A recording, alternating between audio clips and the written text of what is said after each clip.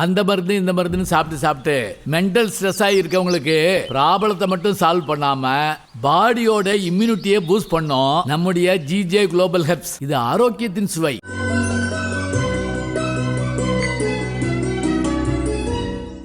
இந்த 5ஆம் நாள் வரைக்கும் ஆண்டாள் தன்னுடைய பாடல்கள் என்ன சொன்னா அப்படின்னா, முதல் பாட்டில் மார்கழி மாதத்தின் பெருமை, 2வது பாடத்தில் நோன்பு இருக்க வேண்டிய அருமை, 3வது பாடலில் ஓங்கி உலகளந்த உத்தமனாகிய கண்ணபெருமானுடைய வரலாற்று அந்த தோற்றம், அடுத்த பாடலில் மழை எப்படி பெய்யுது அப்படிங்கிற விஷயத்த சொல்லியிருப்பாங்க.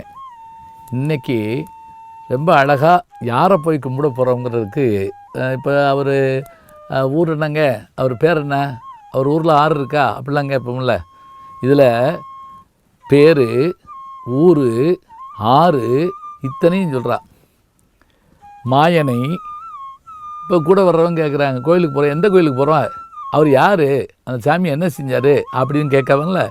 வேற எப்படி விட்டுங்க, நம்ம வீட்டு குழந்தையே கேட்குது, எம்மா இப்போ நம்ம கோவில் கண்ணனை கும்பிட்டு போகிறோமே, அவர் எந்த ஊரில் பிறந்தவரமா அப்படின்னு கேட்டால் வாயை பொத்திக்கிட்டு வா அப்படின்னு சொல்லக்கூடாது, குழந்தைகிட்ட சொல்லணும். மாயனை நாம் வணங்க போகிறது மாயங்களில் வல்லவனாகிய எம்பெருமானை. மண்ணு வடமதுரை வைந்தனை, அவன் பிறந்த ஊர் எங்கே, வடமதுரை. தென்மதுரை தான் நம்ம மதுரை. மாயனை, மண்ணு வடமதுரை மைந்தனை, தூய பெருநீர் யமுனை துறைவனை. யமுனை ஆற்றங்கரையில் பிறந்தவன். யமுனை ஆற்றிலே ஈரக்காற்றிலே அப்படின்னு பாட்டு எழுதியிருப்பார்ல வாலி, அது மாதிரி. இப்போ பேர் சொல்லியாச்சு மாயன், ஊர் சொல்லியாச்சு மதுரா, அடுத்து ஆறு சொல்லியாச்சு, எது, யமுனை ஆறு. மாயனை, மண்ணு வடமதுரை மைந்தனை, தூய பெருநீர் யமுனை துறைவனை. தூய பாருங்க, ஆற்று தண்ணி தூய தண்ணீராக இருக்கணுமா. தூய பெருநீர் யமுனை துறைவனை, ஆயர் குலத்தினில் தோன்று அடிவிளக்கை. அவன் பிறந்த குலம் என்ன, ஆயர் குலத்தில் பிறந்தவன். தாயை குடல் விளக்கம் செய்த தாமோதரனை. எவ்வளோ அற்புதமான விஷயம் பாருங்க. அதாவது இந்த பிள்ளை பிறந்ததுனால அப்பாவுக்கு பெருமை அப்படின்னு நம்ம சொல்லுவோம், இவன் தந்தை என்னோற்றான் கொல் அப்படிமோ. ஆனால் கிருஷ்ண பரமாத்மா பிறந்ததுனால தாய் அம்மாவுக்கு ரொம்ப பெருமையாக. ஒரு பக்கம் தேவகிக்கு பெருமை, இன்னொரு பக்கம் எடுத்து வளர்த்த யசோதைக்கு பெருமை. தாயை குடல் விளக்கம் செய்த தாமோதரனை நாம் போய் வாங்கணும். தாமோதரன்னா என்ன அப்படின்னா, அவன் சின்ன பிள்ளையில் ஓடித்தே இருப்பானான், கயரில் கட்டி வச்சுருப்பாங்களாம். அது என்ன, இந்த வயிற்றில் அதை கயத்தில் கட்டி வச்சுருப்பாங்க, உரலோடு சேர்த்துட்டு போய் இழுத்துட்டு போவார் அவர். தாமோதரனை தூயோமாய் வந்து நாம் என்ன செய்யணும், நீராடிட்டு வரணும். தூயோமாய் வந்து 2 இடத்துல சொல்ல பாருங்க. தூய யமுனை துறைவன், தூயோமாய் வந்து தூமலர் தூவி தொழுது வாயினால் பாடி மனதினால் சிந்திக்க போய பிழையும் புகுதருவான் நின்றனவும் தீயினில் தூசாகும் செற்போல ரொம்பவா. இந்த வரியை குறித்து வச்சுக்கிறோங்க. முக்கியமாக பஞ்சபூதங்களில் அழுக்காகாமல் இருப்பது எது, 5 நிலம் கெடுத்துட்டோம், நீர் சொல்லவே வேண்டாம், ஆகாயம் ஓசோனில் ஓட்டப்பட்டாச்சு, காற்று மாசுபடுத்திருச்சுங்கிறாங்க. அப்போ இன்னும் ஒன்று பாக்கி இருக்குது, எது, நெருப்பு. இந்த நெருப்பை நம்ம அழுக்காக்க முடியாது, அதுதான் பிரச்சனை. ஏன்னா நெருப்பு அழுக்க சாப்பிட்றோம். அப்போ நம்ம என்ன செய்யணுமா, நாம் செய்த போய பிழையும் புகுதருவான் நின்றனும், நாம் செய்த பிழைகளும் நம்முடைய வாழ்க்கையும் சீராக வேண்டும் என்று சொன்னால் பிழைகள் மறைந்து போகும், நன்மை செழிக்கும். எப்போது, தூயமாய் வந்து தூமலர் தூவி தொழுது வாயினால் பாடி மனதினால் சிந்திக்க போய பிழையும் புகுதருவான் என்றனும் தீயினில் தூசாகும் செப்பேலோர் எம்பாவாய். அப்படிப்பட்ட தீயில் போடப்பட்ட அழுக்கு போல மாறி போகும், நாம் சென்று அவனை வணங்குவோம்னு சொன்னார். மாயனை மன்னேவட மதுரை மைந்தனை, தூய பெரு நீர் யமுனை தூரைவனே, ஆயர் குலத்தினில் தோன்றும் அணி விளக்கை, தாயை குடல் விளக்கம் செய்த தாமோதரனை, தூயோமாய் வந்து நாம் தூமலர் தூவி தொழுதே வாயினால் பாடி மனத்தினால் சிந்திக்க போய பிழையும் புகுதருவான் நின்றனவும் தீயினில் தூசாகும் செப்பேலோரியம் பவாய். மலரியா நான் முகனும் காணாமலையினை நாம் போலறிவோம் என்றுள்ள பொக்கங்களே பேசு பாலூரு தேன்வாய் படிரி கடைதிரவாய்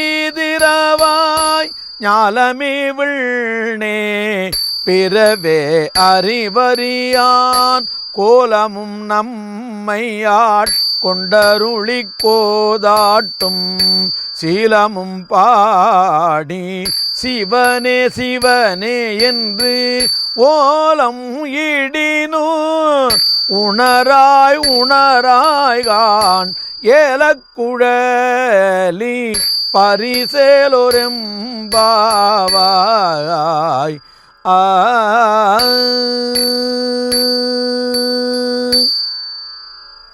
நாலு தோழிமாரை எழுப்பியாச்சு. 5வது தோழியினுடைய வீட்டு வாசலுக்கு வந்து நிற்கிறாங்க. இப்போ இந்த பெண்ணை என்ன சொல்கிறாங்க? நிலகையாய் என்ற ஒரு பெண்ணையும் முத்தன்ன வெண்ணகையாய் என்ற ஒரு பெண்ணையும் முத்து போன்ற பற்களையுடைய பெண்ணே, ஒளி வீசுகின்ற பற்களையுடைய பெண்ணே, இதையே சொல்லிக்கிட்டே இருக்க முடியுமா? இந்த இடத்துல கொஞ்சம் வித்தியாசமாக சொல்கிறாங்க. அதாவது வாசனை பொருந்திய கூந்தலை உடைய பெண்ணே. இந்த ஒரு பெரிய சண்டை நடந்துச்சு, உங்களுக்கு தெரியும். அது இயற்கையிலேயே பெண்களுடைய கூந்தலுக்கு மனம் உண்டா இல்லையா அப்படிங்கிற விஷயத்த நக்கீரருக்கும் சிவபெருமான் கடையில் தர்மிக்கு பாட்டு எழுதி கொடுத்து சண்டை வந்ததை படிச்சிருப்போம், திருவிளையாடலில் பார்த்துருப்போம். இங்கே சொல்கிறாரு, நறுமணமிக்க வாசனை உடைய கூந்தலை உடைய பெண்ணே, நீ தூங்கிட்டு இருக்கியே சரியா? மாலரியா நான்முகனும் காணா மலையனி நாம் போலறிவோம் என்றெண்ணி பொக்கங்களே பேசும் பாலூரு தேன்வாய் படுதி கடைதிரவாய். இது பாருங்க என்ன அழகாக வார்த்தை சொல்கிறாங்கன்னு.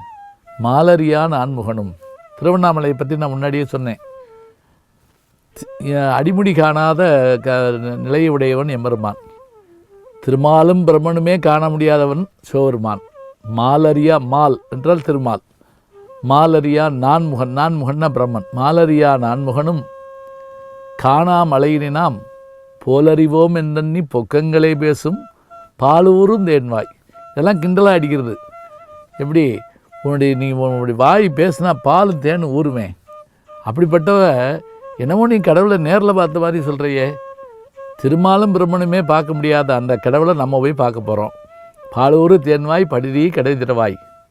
ஞாலமே விண்ணே பிறவே அறிவறியான் கோலமும் நம்மை ஆட்கொண்டருளி கோதாட்டும் சீலமும் பாடி சிவனே சிவனே என்று ஓலம் இடினும் உணராய் உணராய்கான் ஏலக்குழலி பரிசேலோர் எம்பாவாய். வாசனை பொருந்திய கூந்தலை உடைய பெண்ணே, அந்த எம்பெருமான் ஞாலமே விண்ணே பிறவே அறிவறியான். இந்த உலகமும் பிரபஞ்சமும் மற்றவையும் அறிய முடியாத தன்மை கொண்டவன். அப்படிப்பட்டவனுடைய பெருமையை பாடி நாங்களெல்லாம் சிவனே சிவனே என்று சொல்லி கொண்டிருக்கிறோம். அப்படி நிலையிலும் கூட நீ உறங்கிக் கொண்டிருக்கிறாயே, இது சரியா? எழுந்து வா பெண்ணே என்று சொன்னவுடன் அந்த பெண் எழுந்து வருகிறார்.